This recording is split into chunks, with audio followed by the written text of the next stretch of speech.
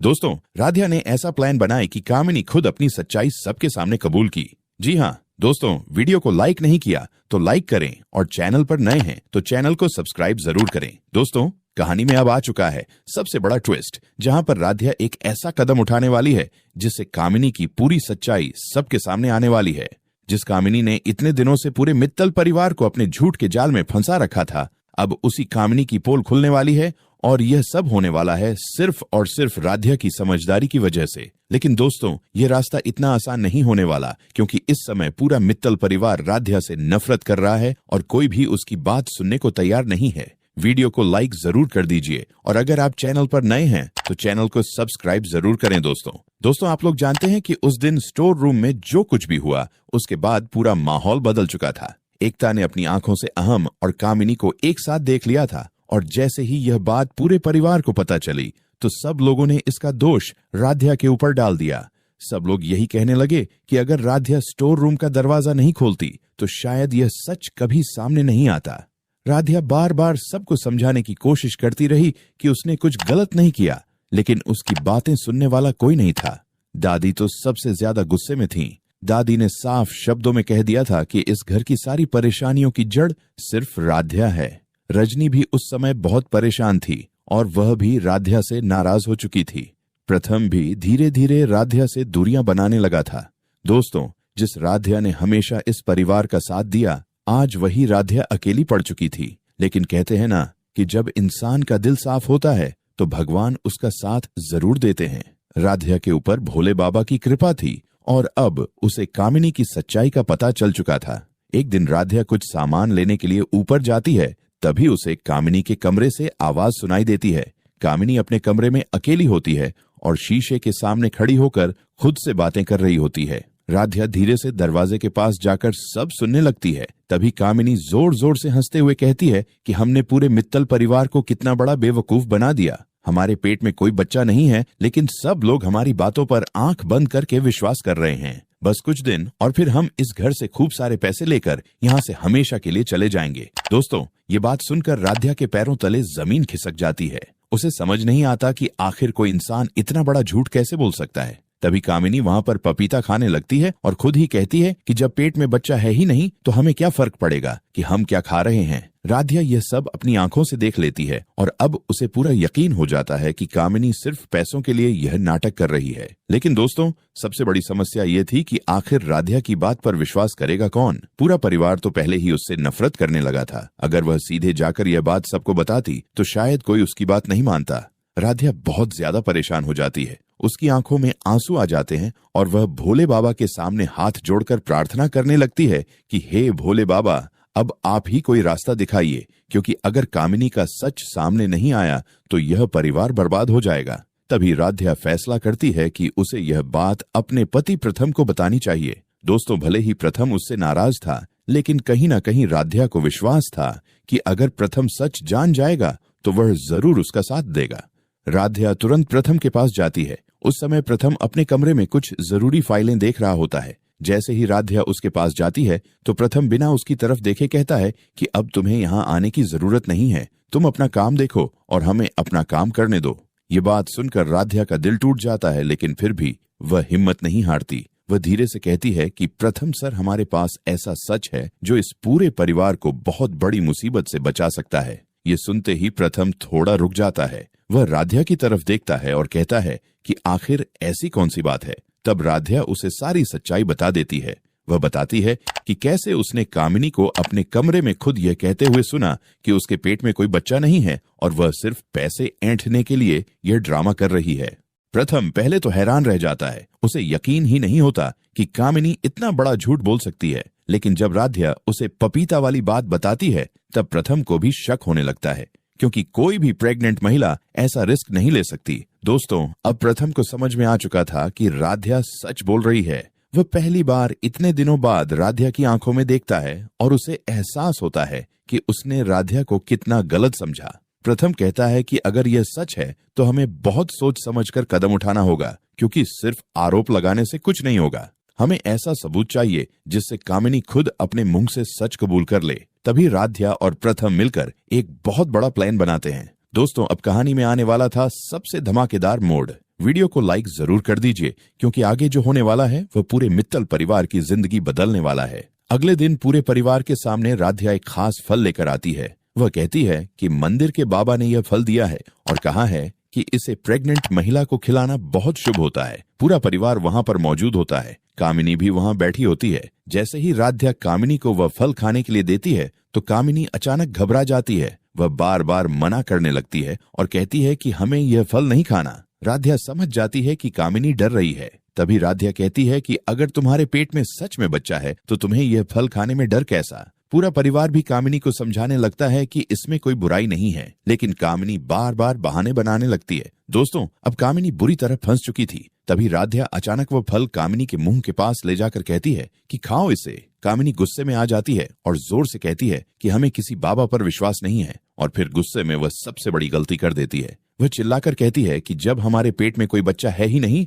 तो यह फल खाकर हमें क्या होगा। दोस्तों, जैसे ही कामिनी के मुंह से यह बात निकलती है वैसे ही पूरे घर में सन्नाटा छा जाता है। सब लोग एक दूसरे का चेहरा देखने लगते हैं। अहम के हाथ से गिलास गिर जाता है। एकता की आंखें फटी की फटी रह जाती हैं। रजनी और ओंकार को अपनी कानों पर विश्वास नहीं होता और दादी का चेहरा उतर जाता है।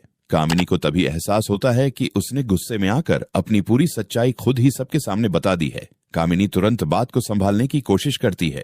वह कहती है कि हमारा मतलब वह नहीं था, लेकिन अब बहुत देर हो चुकी थी। प्रथम तुरंत आगे आता है और कहता है कि अब झूठ बोलने का कोई फायदा नहीं है। राध्या ने हमें पहले ही सब बता दिया था और अब तुमने खुद अपने मुंह से सच कबूल कर लिया है। अहम को जब यह पता चलता है कि कामिनी इतने दिनों से उसे बेवकूफ बना रही थी तो उसका दिल टूट जाता है। वह गुस्से में कामिनी से पूछता है कि आखिर तुमने ऐसा क्यों किया। तब कामिनी रोते हुए कहती है कि उसे सिर्फ पैसे चाहिए थे। उसने सोचा था कि अगर वह बच्चे का झूठ बोलेगी तो मित्तल परिवार उससे डर जाएगा और उसे खूब सारे पैसे देगा। ये सुनते ही दादी को बहुत बड़ा झटका लगता है, क्योंकि दादी ही थीं जिन्होंने कामिनी की बातों पर सबसे ज्यादा विश्वास किया था।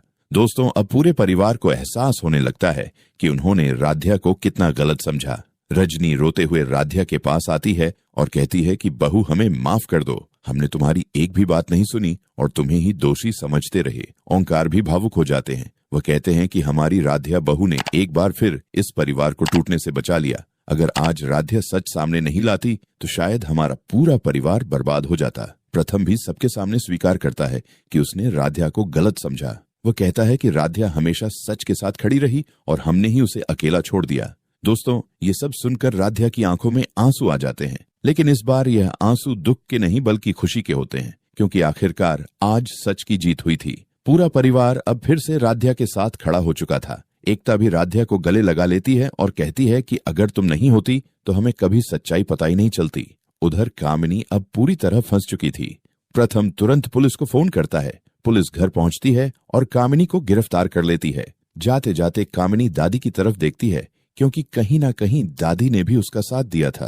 लेकिन इस समय दादी कुछ बोल नहीं पाती, क्योंकि आज पूरा सच सबके सामने आ चुका था। दोस्तों, कामिनी के जाने के बाद पूरे मित्तल परिवार में राहत की सांस ली जाती है।